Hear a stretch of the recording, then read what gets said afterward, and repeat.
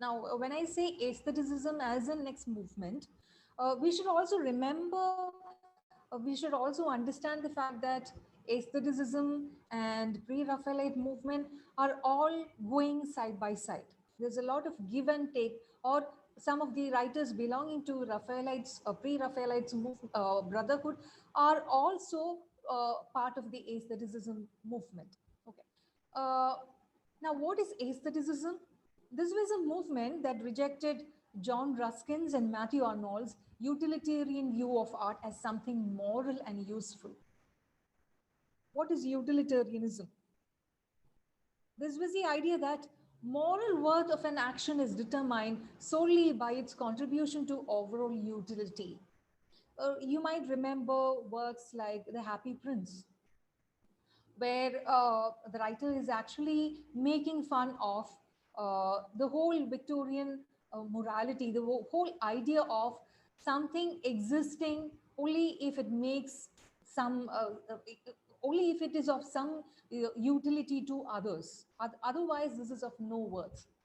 Now, we come across similar ideas even now.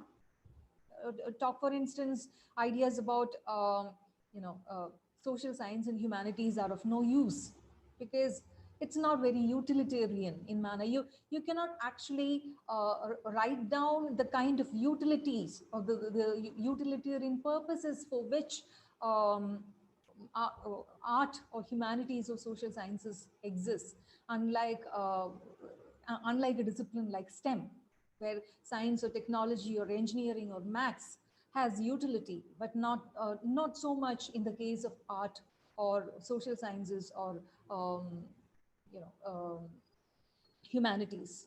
Okay, so this is a kind of idea um, which talked about if you have to contribute happiness or pleasure, it has to be summoned among all people. Okay? Now, what was the problem with utilitarianism? It is thus a form of consequentialism, meaning that the moral of an action is determined by its outcome. If it has a good outcome, then the action is good. Otherwise, the action is not good. So if the outcome is not good, the action is also not good. Now, utilitarianism is described by the phrase, the greatest good for the greatest number of people. Now, where would we place people like the people belonging to the LGBTQ community, people belonging to underprivileged communities, or people who are not um, sorry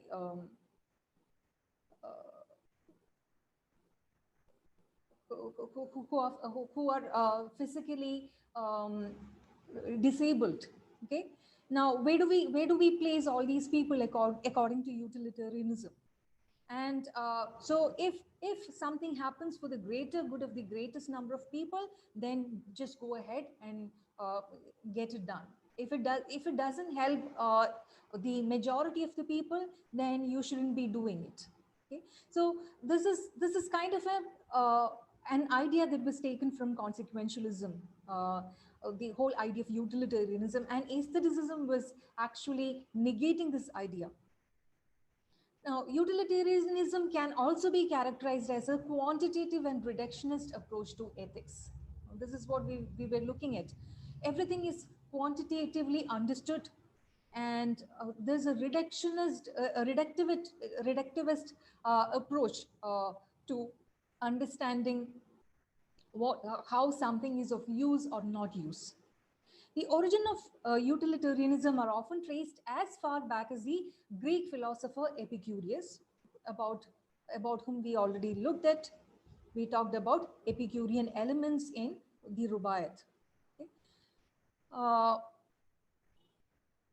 but as a specific school of thought, it is generally credited to Jeremy Bentham, the economist. Okay? So, aestheticism as a movement was developed from as a reaction to the Victorian utilitarianism. Now, Bentham's foremost proponent was James Mill. James Mill spoke about this, and then Jeremy Bentham spoke about it. A significant philosopher in his day and the father of John Stuart Mill. Now remember, all these people are equally important in economics as well, considered to be a father of economics.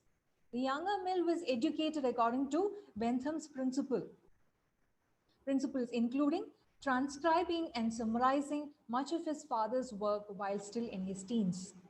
In his famous short work, Utilitarianism, the younger Mill argues that cultural, intellectual, and spiritual pleasures are of greater value than mere physical pleasure. Now, aestheticism is also related to decadence. Now, we talk about death by chocolate, or indulging in a lot of decadence. Now, what is decadence?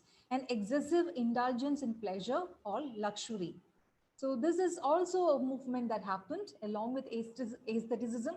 Some of these poets or writers were also called as decadent writers. Now, they were actually the aestheticism uh, writers and poets belonging to aestheticism was actually adopting Pater, the philosopher, as a prophet. And they were also taking up the slogan called art for art's sake. And PRBs like Swinburne, Morris, and the Rossettis put behind them the grim realities of their age. Now, you see both the sides of aestheticism. Of course, it came as a criticism to utilitarianism, but what was the criticism about aestheticism? They were looking behind, or they looking beyond the grim realities of their age. And aestheticism, we already saw that aestheticism was also called as decadence, or it was related to decadence. Now, they also worked along with symbolism and fin de siècle writers, the end of the century writers. Now, who is fin de siècle, or the end of the century writers? Now, fin de siècle was a movement that happened especially in France, which is why you have a French title. Now, this gave a major role in the birth of modernism. The end of the century, you have to have a kind of change in your writing style, and that's how, as we already saw, towards the second part of Victorian era, you see a move towards modernism happening in Victorian literature. Now, related to symbolism, decadence, and aesthetic movement. So, we see how aestheticism, decadence, and symbolism and PRB are all related. Okay? Because the moment we talk about aestheticism, we have to talk about fin de siècle as well. When we talk about decadence, we have to talk about PRB as well. When we talk about aestheticism, we have to talk about symbolism as well. So that's why I said all these are interrelated. Now, uh, who is the best example for a decadent writer? None other than Oscar Wilde. We look at in detail about Oscar Wilde and his work, considered to be a homosexual, or uh, during his time he was imprisoned. We all know about this. So relished artifice over a romantic's naive view of nature, rejected progress as banal. These are some of the characteristics of fin de siècle writers.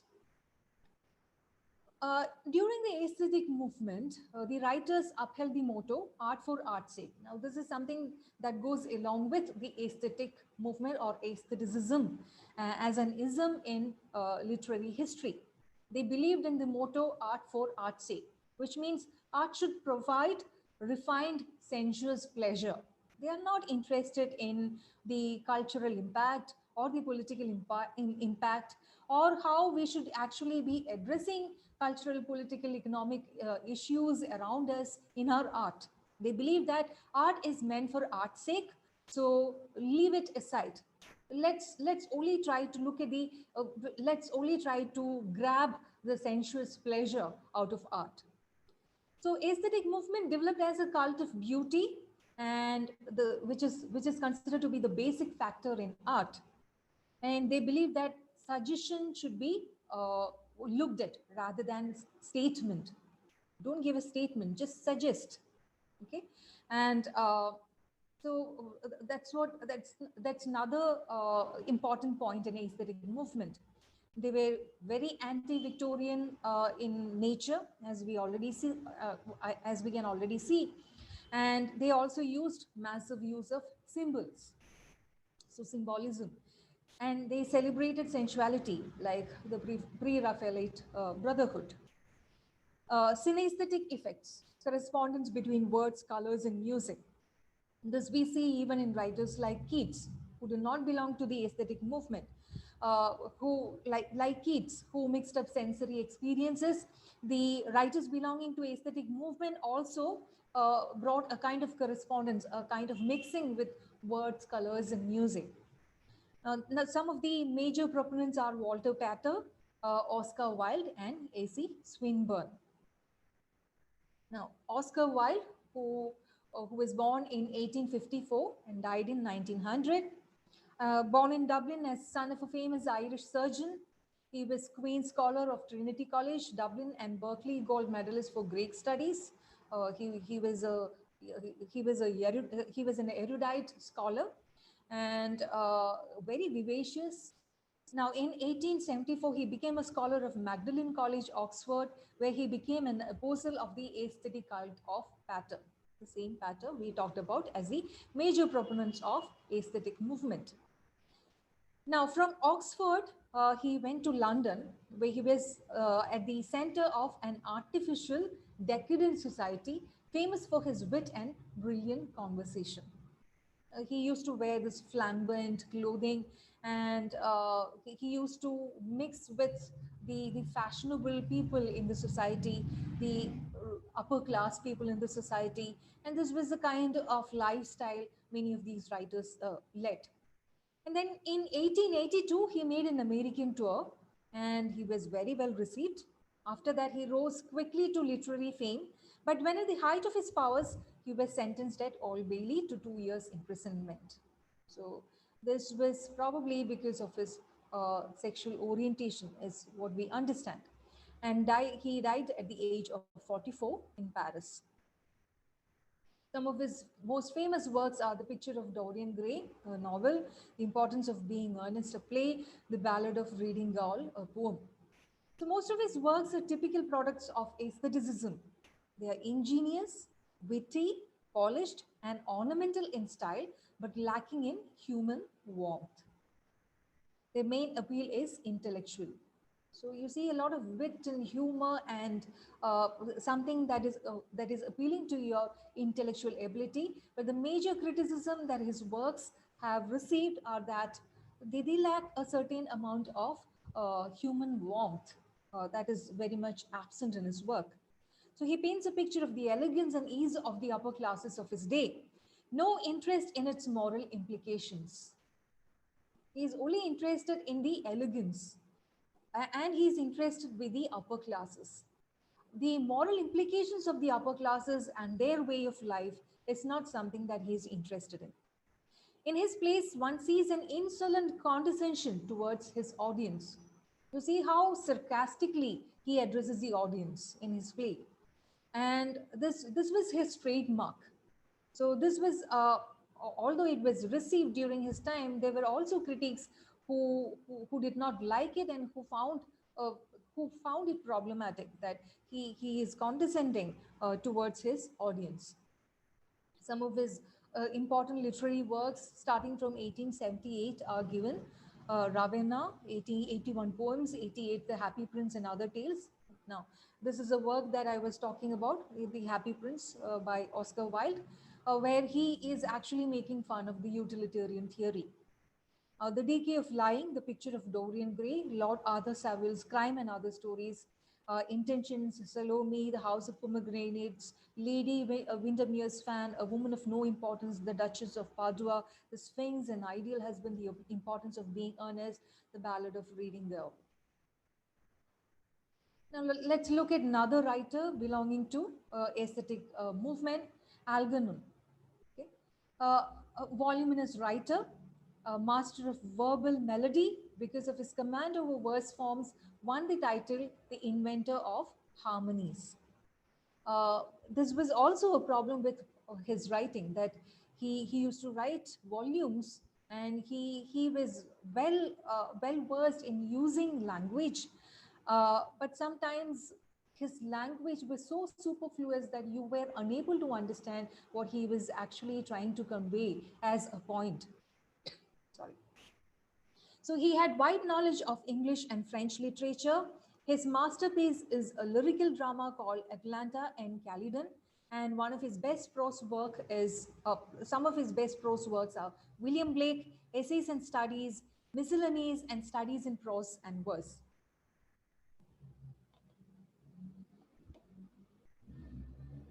Now, Walter Pater, 1839 to 1894, a critic, essayist, humanist, and aesthete. We already talked about him in a couple other places.